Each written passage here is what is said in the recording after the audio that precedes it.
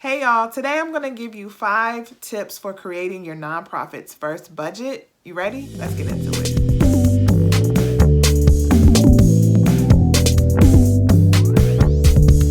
Hey y'all, it's Tiffany with Boss on a Budget. I help new and small nonprofits get up and running. If you need help with your nonprofit, you need to make sure you subscribe to this channel because I'm dropping videos to help you every single week. So today I want to talk about, a touchy subject, which is budgets for nonprofits. Also, just keep in mind for this video, I'm talking about new nonprofits. I'm talking about organizations that are typically small who have been operating with nothing. So the pointers that I give to you today are really around those who are starting from scratch. There are some strategies that you should use once you are doing a budget from year to year, but I'm talking about this in terms of like this is your first budget or like your first real or official budget.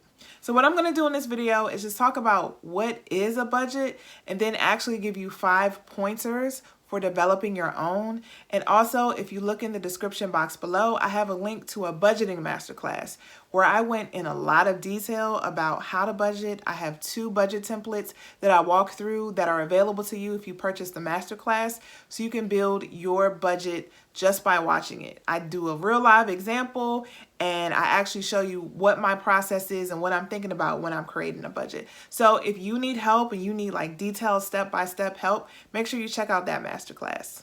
So the first thing I'm going to talk about is what is a budget, because this trips up a lot of people. So let me just make it as plain as possible. A budget basically is a numeric expression of your goals for your year.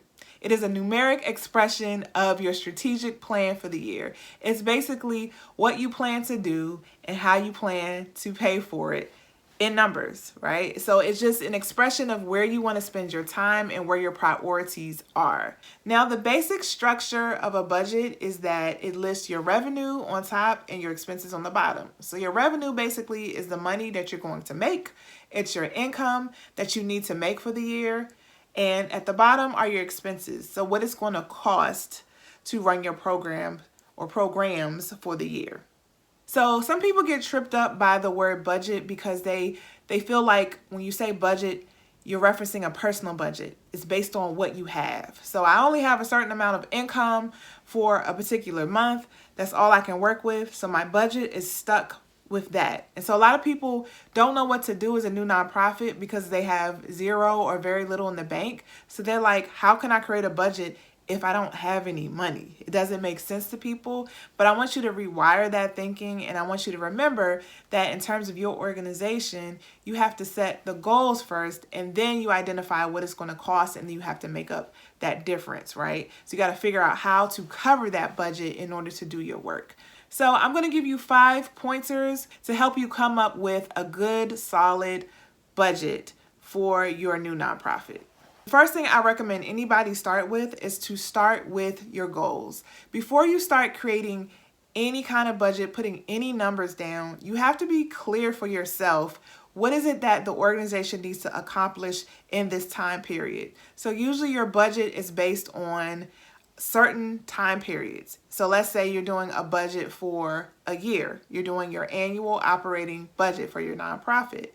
Well, you have to decide in that year, what are the key things that we're going to accomplish? What is it that we want to look back and say, this is what we did. This is what we were able to get through. You can flesh this out in a number of different ways, but I like to give people like 3 particular categories that they should be thinking about in terms of creating their goals. I tell people to look at your programming goals. So in terms of the services that you provide, look at your admin goals. So what are the things around your infrastructure that you're trying to put in place that is going to cost money? And then fundraising and marketing. I put those 2 together because to me, they're one and the same, but not everybody feels the same way. But it's all about your visibility and your ability to make money to cover your particular costs. So what are the particular goals you have around fundraising and marketing? Like those are your goals you need to outline to give you a frame of reference when you are developing your budget. So when you go through those 3 categories, you can think through all the different activities, all the different things that have to take place. And then you can start going line by line, figuring out, okay, this is what this is going to cost. This is what this is going to cost. So my first pointer is make sure you figure out what your goals are for the year, because they're going to give you the roadmap to start plugging in numbers. My second point about putting a budget together is to have set categories of expenses and revenue that you have on your budget. Like, it needs to be a common set of categories that you use over and over again. In your accounting software, this may be called your chart of accounts. So it's a list of categories for your expenses and your revenue that you're going to assign cost to or assign income to. So for example, some of your expense categories may be rent, or they may be staffing or contractors or travel or food. So you want to have the same categories and have definitions and be clear about what fits each category. So every time you budget for something, it's the same category. So when you compare over the year, you compare with what you did, with what you projected in your budget, you're looking like to like, right? You're using all the same categories when you're doing your accounting and when you're developing your budget. The same for revenue. There are certain categories of revenue that should just be the same from year to year. So some of those categories may be public grants or contracts or sponsorships, things like that. Like, you got to have the same set of categories so you're comparing like to like. Now, this may seem super like elementary and rudimentary, so I don't mean to offend anybody, but I do think we all need to make sure we're on the same page and that we learn together, right? Not everyone knows this. Not everyone goes about this and says, okay, let's use the same category. Sometimes people just put stuff on paper and go with it. So in order to kind of put some organization around the work you're doing for your nonprofit, you got to have the same categories year to year to year when you're developing your budget. My third pointer is to actually use the list of expenses, the list of revenues, so the categories that I just talked about, to help me identify the true cost of everything. Because sometimes people ask me, like, how do I create a budget? How do I know what stuff is going to cost? So what I do to pull that out is I go line by line in those categories. So you got to establish what the categories are first, and then I go line by line and I say, well, in terms of what we're trying to do this year, how much are we going to pay in rent? So we said we're going to accomplish this year. How much is that going to be in terms of utilities? How much is that going to be in terms of travel and transportation costs? So I actually go line by line and ask myself that question out loud and chart it out and say, okay, if we said that this year we're going to have 3 major programs, and if we do programs, per program it's going to cost $1,000 in materials, well, I break that down. Like, I identify what those are and I go to program materials and I put my program materials in that line. Then I ask myself, well, are we going to need meals for that? Are we going to have to get a contractor? We're going to have to pay people certain things. So I go line by line so that I don't miss a thing. Because one mistake I see people make is that they just say, oh, randomly, oh, that's right, for this, I'm going to need this, this, and this. And then they miss a lot of costs, right? They miss what the true cost of what you're doing is. But when I go line by line, it helps me be more realistic and say, oh, you know what? Actually, it does cost money if we're going to have meetings downtown and we got to park. Maybe we're going to reimburse our staff or reimburse our board for parking. Let's make sure we put that in. You know, another reason why you need to put that in is because when you're budgeting for things like grants, you want to be as accurate as possible with what you put in your proposal, because they're going to fund you based on what you said you needed. So if you undercount or you didn't budget accurately, your costs are actually more than what you budgeted, you're going to have a shortfall. So always try to be as realistic as possible when you're putting together your budget and going line by line in those categories and asking my question, am I going to have to pay rent? Am I going to have to do this? Am I going to have to do this? Helps me pull out the real cost. Another pointer, and you're going to see me go through this in painstaking detail if you pick up the masterclass, but another pointer that's helpful is to start with staffing.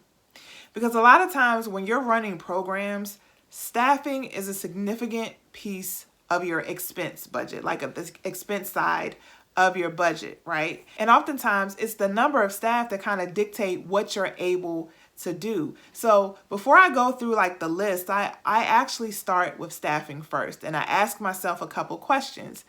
What kind of staffing is it? Is it part-time staff? Is it full-time staff?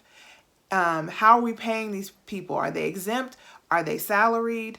Are we classifying them as W-2 employees? Are we classifying them as independent contractors? These are questions you need to ask yourself because they have implications for how you code them or where you put them in your budget and the overall cost. For example, if you are using W-2 employees, you're not just paying their salary, you're also paying for payroll costs. You're also paying unemployment tax, and you're paying for a payroll provider and all that kind of stuff that you need to think about that's associated with staff. Maybe you're also paying them fringe benefits. So how much does that cost? All of that has an implication for your budget. So you want to iron out the staffing first before you do anything else to get that out of the way. And my last pointer when it comes to putting together a budget is to budget and break things down by month. So it's really hard to project over a year, like your total cost that you're going to spend on something. It's really hard to do that. It becomes easier and more accurate if you can do it month to month, especially for things that you're doing that's like seasonal or that only happen in certain times of the year. So what if you have an after school program, right? And you only operate between September and May. So if you try to project over the full year, it's hard to do that because there are certain months of the year where you're not really doing any programming.